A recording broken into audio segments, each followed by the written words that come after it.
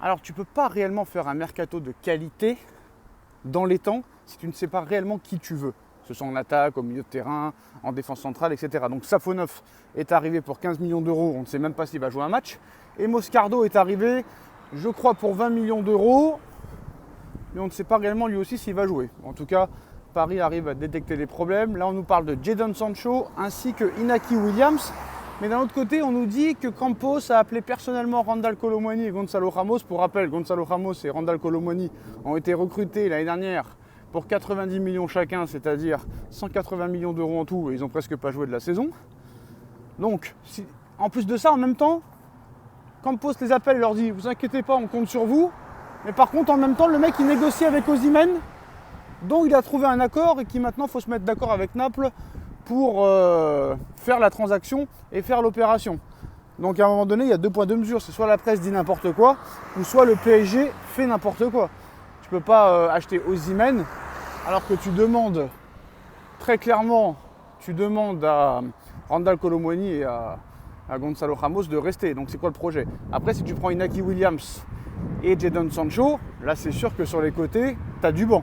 Barcola, Dembélé, Jadon Sancho, Inaki Williams, là c'est du très très lourd. Tu as du banc, ça amène de la concurrence à Barcola et à Dembélé, et surtout à Dembélé, parce que Dembélé il n'en faut pas une. Donc c'est surtout à Dembélé qu'il faut amener de la concurrence, mais surtout aussi à Barcola, parce que Barcola, je pense qu'il est très fort. Mais comme monsieur Enrique la très bonne, je sais pas si j'arrive plus à parler français. Il l'a à la bonne quoi, Enrique il l'a à la bonne Barcola. Donc si tu l'amènes Inaki Williams et Sancho en concurrence, là tu as du banc et tu as de la grosse concurrence. Et tu peux compter sur eux, surtout que Inaki Williams il vient de gagner l'Euro.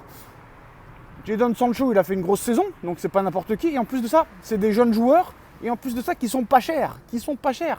Tu peux avoir Sancho et Inaki Williams, les deux joueurs, pour 110 millions d'euros. Pour rappel, la clause libératoire de Inaki Williams, c'est pas Inaki Williams, c'est Nico Williams, excusez-moi, je confonds les deux frères. Nico Williams, le plus jeune joueur. Donc Nico Williams, clause libératoire, 60 millions d'euros, c'est cadeau. Et en plus de ça, Jadon Sancho serait disponible entre 40 et 50 millions d'euros. Tu ne peux pas laisser passer cette chance, surtout avec le marché actuel, où il faut balancer des 150, voire 200 millions d'euros pour avoir des bons joueurs.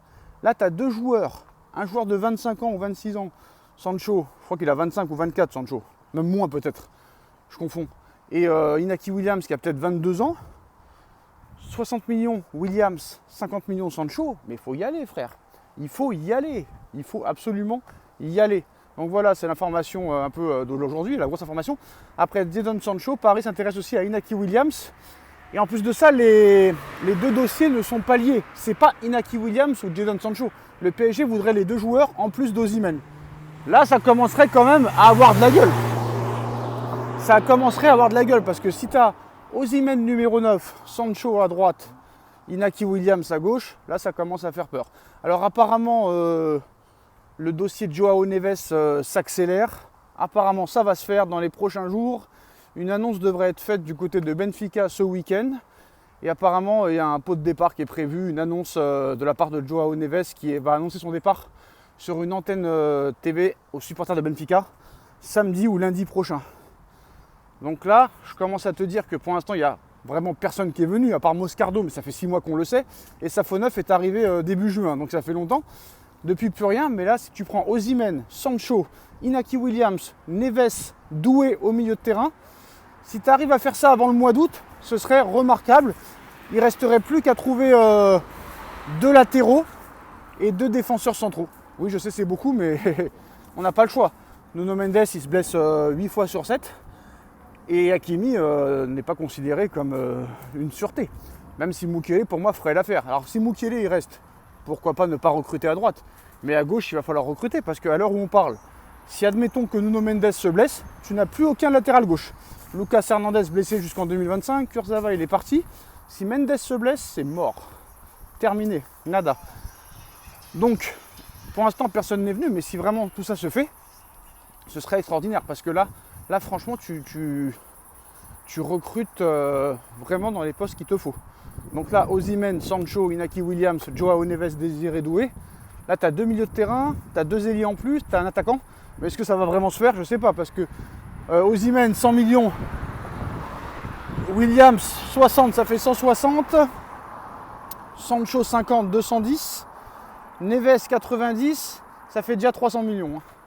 Donc il va falloir vendre absolument. Mais qui, à part Simon, c'est bankable? Bah, Kolo Muani ou Ramos peut-être devront partir, je ne sais pas. Mais je pense que ça n'a aucun intérêt de prendre Osimhen si les deux restent. Par contre, si soit Ramos, soit Kolo Muani s'en va, pourquoi pas le remplacer par Osimhen? Parce que pour moi, Osimhen est plus fort que les deux. Mais quoi qu'il arrive, plus fort que Randal Kolo Muani. Voilà, ça c'est sûr. Je pense que Ramos, si tu lui laisses sa chance cette année, il peut te faire une saison à 30 buts. Parce que pour rappel, l'année dernière, il a mis quand même 13 buts, le gars. 13 buts, toutes compétitions confondues, alors qu'il a presque pas joué les 6 premiers mois. Il a été malade comme un chien, il a perdu du poids, il était mort, le gars. Donc voilà. Mais si tu recrutes Williams, Sancho, Osimhen, Doué, Neves, il ne te restera plus que la défense. Donc est-ce que Paris attend de recruter les 5 joueurs en même temps? Ils ont envoyé la deuxième offre pour Doué. Ou est-ce qu'ils vont faire un par un? Mais voilà. Heureusement que la saison commence le 17 août. Et heureusement qu'il n'y a pas encore le trophée des champions qui a été reporté à je ne sais quelle date. Parce que sinon ça aurait été compliqué, mais voilà. Si ça part sur ça, ce serait magnifique. Pour l'instant, c'est que du rêve. Pour l'instant, on peut croire, on peut espérer que Neves signe, que Doué signe, peut-être que Osimhen signe, mais Inaki Williams, je ne sais pas s'il veut venir très clairement. Donc ça sera à surveiller, mais voilà.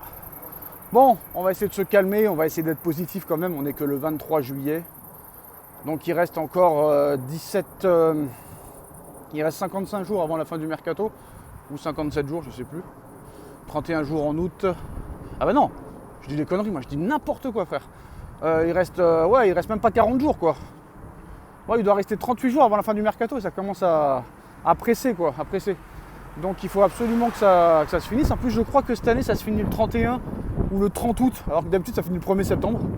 Ça, c'est quand même assez chiant.